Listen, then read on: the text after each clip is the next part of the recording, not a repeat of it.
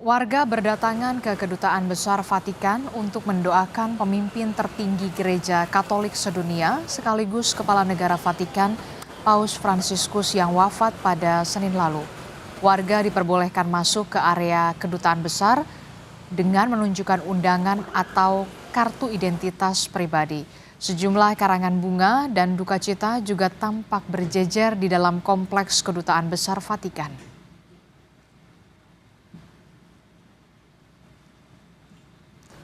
Kita pantau bagaimana situasi di depan Kedutaan Besar Vatikan di Jakarta. Sudah ada jurnalis Kompas TV, Zefanya Situmeang, dan juga juru kamera Junaidi Saputra di sana. Selamat pagi Zefanya, apakah sudah ada warga yang kemudian datang untuk menyampaikan duka cita atas wafatnya Paus Fransiskus di sana? Saya melihat di belakang Anda bahkan sudah mengantre sejak pagi ya?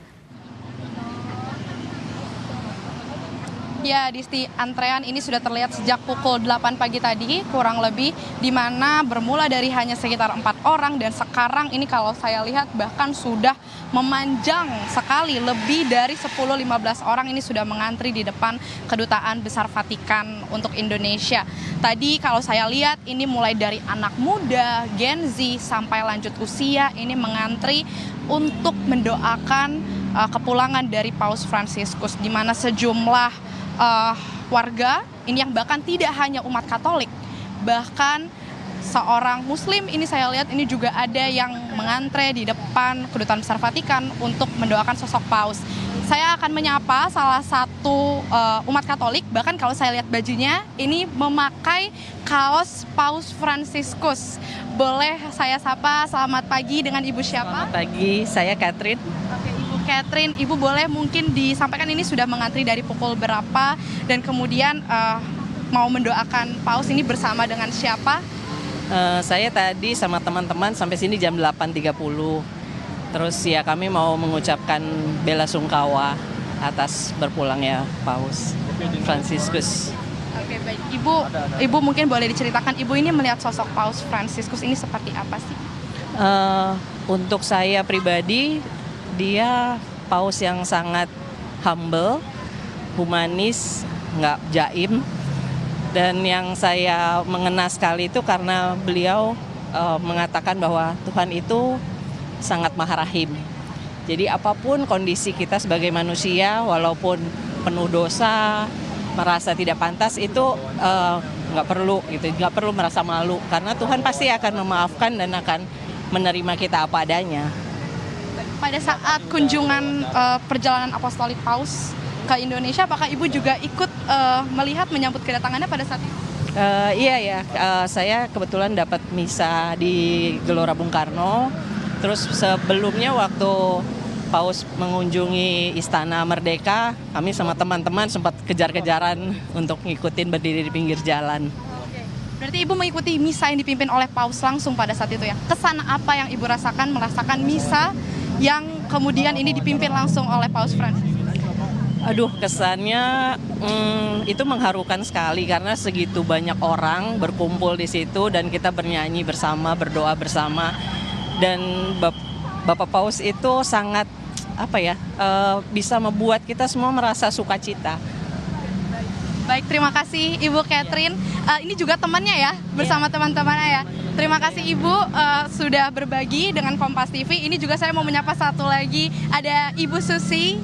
Boleh ikut cerita ya Bu? Boleh. Ibu boleh perkenalan diri dan tadi juga boleh cerita dari jam berapa ngantrinya? Oh ya, saya dengan Susi. Tadi saya bersama teman-teman jam 8.30 kira-kira sampai di sini untuk mengikuti bela sungkawa atas berpulangnya Bapak Paus. Baik, Ibu mungkin boleh diceritakan dari Bu Susi sendiri melihat sosok Paus ini seperti apa. Yang kita tahu juga pada saat itu kan sempat memiliki momen indah bersama Menteri Agama Narsudin Umar. Ini Ibu memandang sosok Paus yang sangat menjunjung tinggi nilai toleransi ini seperti apa?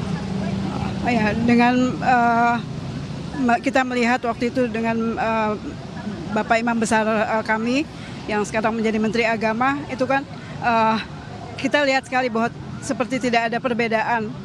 Kita bersama dengan tidak melihat agama atau suku apa. Di situ itu makin membuat saya tersentuh.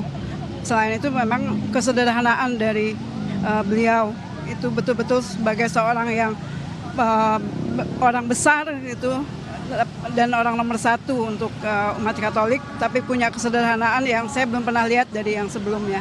Gitu. Ibu mungkin boleh nilai teladan apa yang paling Ibu kagumi dari sosok Paus, mungkin selain kesederhanaannya? Kita memandang orang tuh jangan melihat agama atau suku, seperti itu.